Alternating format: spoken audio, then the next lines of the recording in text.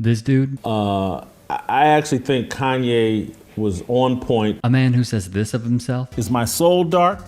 Perhaps. is with Glenn Beck's network. Who is that person? Who needs to learn what here? This president, I think, has exposed himself as a guy over and over and over again who has a deep-seated hatred for white people. Well, he's that guy. What is it that Barack Obama knows that he won't even bother to meet with the guy to hear him out? Well, until, he changed his mind a couple of days later. He's a white CEO. And his network, The Blaze, employs Jason Whitlock, which is not a shock to anyone. Now, this dude... I think men are wired to do three things in particular amongst many other things. Protect, provide, and procreate. Go read. Why is it that men always have gone to battle while the women stay home? That's TJ Moe. Some of y'all sports fans and football fans will remember that TJ Moe played for the University of Missouri. He was the typical run hard, gritty, high motor white football player that played receiver. He had 10 touchdowns over a 4-year career. Now, after Moe, fizzled out in the NFL, well, he joined Jason Whitlock's show as a co-host, and he gave such astute analysis as this. These guys, Joe Biden is a self-loathing idiot. I mean, he hates white people. It is clear as day. He hates the idea of whiteness. I need to be very clear about something, okay? TJ Moe is the ultimate bootlicker of Jason Whitlock, and thus he is doing the typical song and dance to go viral. And while I don't even want to do this clip, it is important that we call it out cohesively together. So let's go. He would write this: "Who actually wants to watch 3 women stand around and talk about football? I do not." Let's go over those 3 women, shall we? One is Jess Sims, a host on ESPN's College Game Day. Another is Holly Rowe, arguably one of the best sideline reporters who has covered national championships. You can name the sport. A credible member of the media, esteemed reporter and journalist, and the exact same sentiment can be lent to Laura Rutledge, who is also in that photo, a Swiss Army knife who could do studio stuff. She could be doing the national championship game. She could be doing the SEC championship game where she's interviewing Kirby Smart on the podium after they defeated Texas. All of them know their stuff. Yet for Moe, that isn't good enough because all he sees is women. So he thinks there's no way that they should even be able to have the platform. They should not have the ability, the opportunity to talk about my love of football that I carry so near and dear to my heart. He doubled down, of course. This tweet upset some folks. So let me clarify. No one wants to listen to 3 women talk about football. Men are better at it. It's like asking cats to bark. I issue no apology and no retracts. Most people agree with me. They're just afraid to say it. Carry on with your outrage. No. I actually think what he's proving, first off, when it's such a Trumpian thing to say, most people seem to think I'm a good guy. Many people have said I'm the least racist person in the world. These most people, it's not a draw. It's not offering any conclusion on what you're saying other than I saw there were blue checks on Twitter that agreed with me. Cool. It's awesome. I've also seen a ton of women in sports who have taken you down, rightfully so. Now, what I think is pretty interesting is if you look at his bio, it is going to be so typical. Look at the banner photo. No surprise there. Second, Christian sports real estate culture.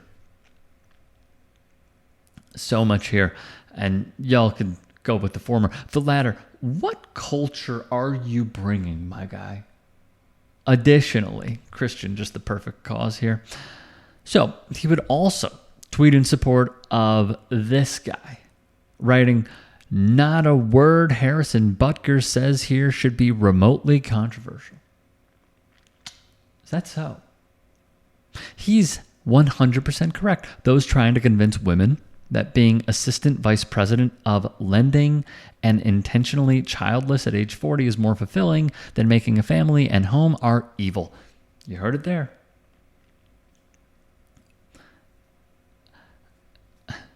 It's like if JD Vance was a dumb football guy. It's incredible. The replies here would be comical, according to TJ Mo. Women's self-reported happiness has been on a constant decline for the last 50 years. They've never had more rights. Why did you put that in quotes? And never represented a larger portion of the workforce. They're having less kids than ever. Pretending this doesn't exist is silly. Once again, what we have is MAGA in the wild. We have a man who really thinks that he is the victim, and he's going after women's rights, not understanding, which go into his whole argument of why they don't want to have kids. And you clearly drawing a line in the sand on why you would potentially like forced births. Because you have a problem with women not fitting your own diabolical, immature, nonsensical definition of what you think they should be. It wouldn't surprise me if Mo was a Christian nationalist, considering what we are seeing and the people that he is praising. And on the Harrison Butker speech where he says, not a word that he said is untrue, here's some of what he said. As men, we set the tone of the culture. And when that is absent, disorder, dysfunction, and chaos set in. This absence of men in the home is what plays a large role in the violence we see all around the nation. Other countries do not have nearly the same absentee father rates as we find here in the U.S., and a correlation could be made in their drastically lower violence rates as well. Be unapologetic in your masculinity, fighting against the cultural emasculation of men. Do hard things. Never settle for what is easy. You might have a talent that you don't necessarily enjoy, but if it glorifies God, maybe you should lean into that over something that you might think suits you better. I speak from experience as an introvert who now finds myself as an amateur public speaker and an entrepreneur, something I never thought I'd be when I received my industrial engineering degree. While COVID might have played a large role throughout your formative years, it is not unique. Bad policies and poor leadership have negatively impacted major life issues. Things like abortion, IVF, surrogacy, euthanasia, as well as a growing support for degenerate cultural values in media, all stem from the pervasiveness of disorder. I can tell you that my beautiful wife, Isabel, would be the first to say that her life truly started when she began living her vocation as a wife and as a mother. I'm on this stage today and able to be the man I am because I have a wife who leans into her vocation.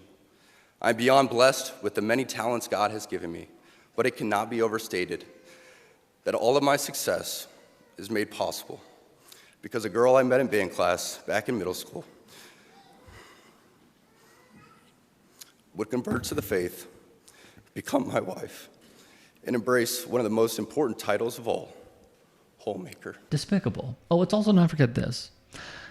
In 2015, the University of Missouri football team decided to protest the school's response, or lack thereof, to many racist incidents that occurred on campus. Jonathan Butler, seen here in red, stopped eating, officially launching a hunger strike because, per The Athletic, frustration mounted from the administration's handling of those racist incidents in Columbus.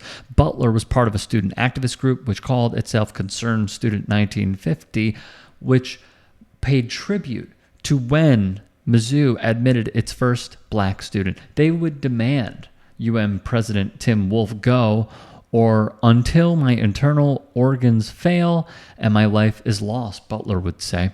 Let's also not forget, this was just a year removed from Ferguson, Missouri, when Michael Brown was killed by law enforcement. Thus, the football team took their stand. With students and activists already protesting, the team chose to withhold their labor until Wolf stepped down. They would refuse to play in any games. Coach Gary Pinkel backed his team. Some players would even make an appearance at the encampments, as would I will give you an answer, and I'm sure it will be a wrong answer. You gonna Google it? I will give you an answer, and I'm sure it will be a wrong answer. What do you think systematic oppression is? Systematic oppression is because you don't believe that you have the equal opportunity for success. You don't believe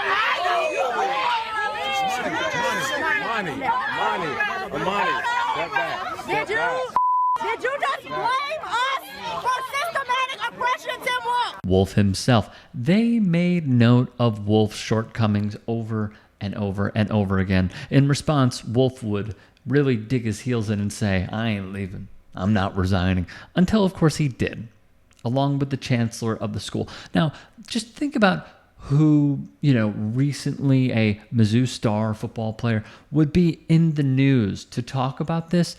It was TJ Moe's entrance into giving these sort of fakakta speeches. And he did it on none other than CNN, which I'll get into in a moment. He would tweet and delete, for some reason, from his account. At the time, of course. In today's social climate, is there anything worse than being called a racist? Even if the white players wanted to oppose, no way they would, he'd ponder. Well, we know you would. Also, why would you? These are the trials and tribulations of young black students on campus saying, hey, this is happening to us. And then TJ Moe is in the corner saying, I don't agree with this. Why wouldn't you agree to it? What is there to disagree on? They are giving you their real life experiences and you're downplaying it. But he would continue. And what if some of the black players wanted to oppose? Now you're not down with the cause. Very little choice for those involved. The whole team was behind it. If I'm a leader in today's climate, I'd be petrified seeing that extreme measures by individuals can get anyone fired regardless of fault. Remarkable. He'd add, if the football players want to make a real impact on the student body, they'll volunteer to go speak at the diversity classes. Wow. Hey, shut up about expressing your opinion on your real life experiences. Go teach a diversity class.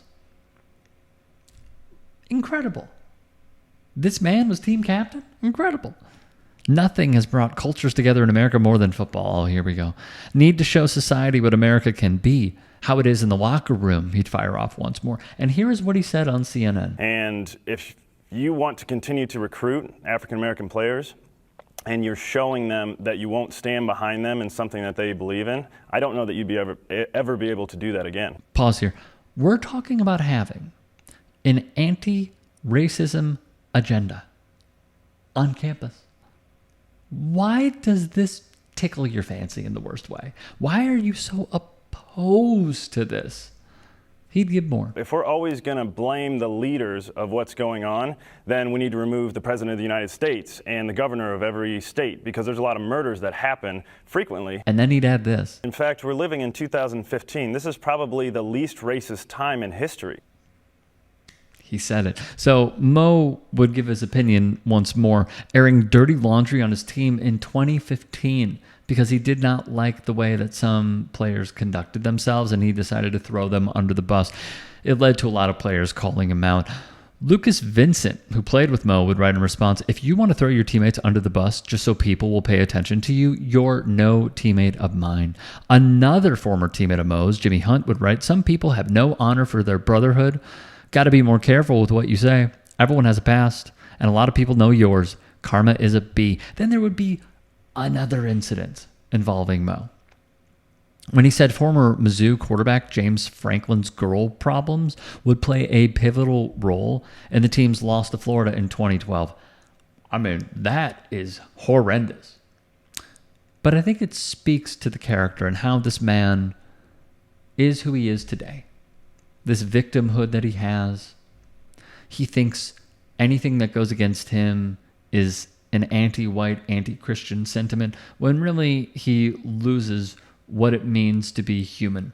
And look no further than kissing the behind of that man in the host chair. If you can and are willing, please become a paid member here at TYT Sports.